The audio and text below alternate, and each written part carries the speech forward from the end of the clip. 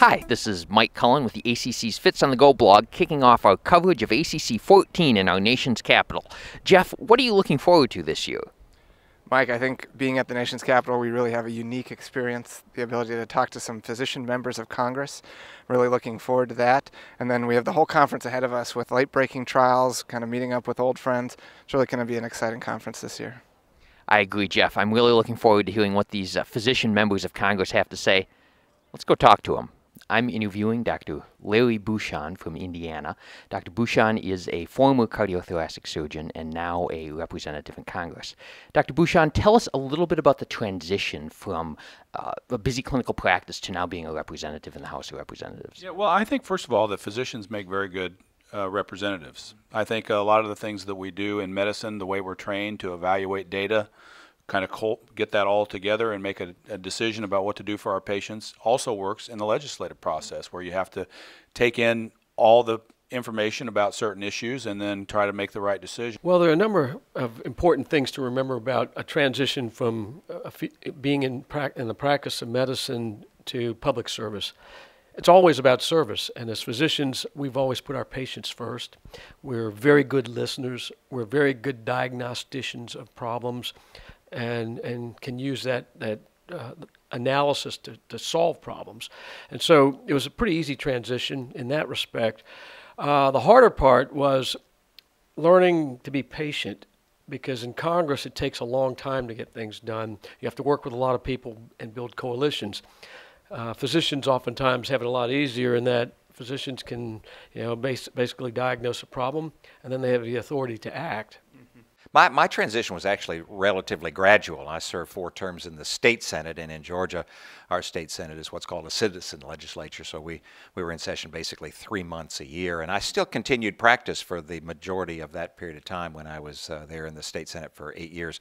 The problem was that I got into leadership and I found myself working 60 hours a week at a state legislative job that paid $16,000 a year, and both my accountant and my partners wanted to know whether I was going to be a politician or a doctor, and so in 2004, the good Lord answered prayers and opened up this opportunity to run for the 6th District of Georgia, and we were successful in that primary.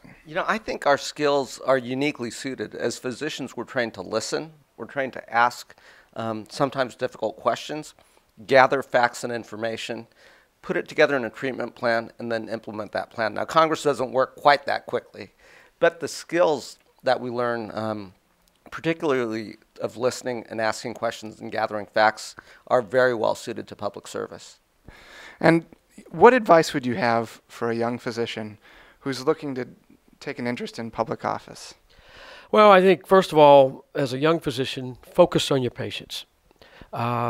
Listen to them, develop your clinical skills, but pay attention to the larger environment in medicine, what's happening economically and from a policy standpoint. Try to understand the entirety of the environment in which you're operating, and then hopefully you'll have a better understanding of how to affect change in the healthcare system.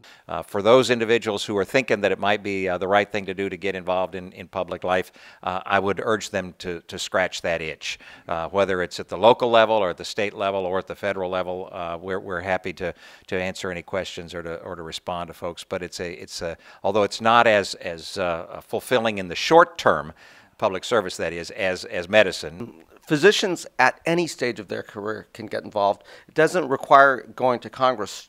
Certainly get involved in your local school boards, your local county supervisors, because again, it's telling our patients stories. It's incredibly important for physicians not only to have a seat at the table. I think we should actually be sitting at the head of the table, because who better to advocate for patient care than those of us who have been in the exam room? Here's the good part, though.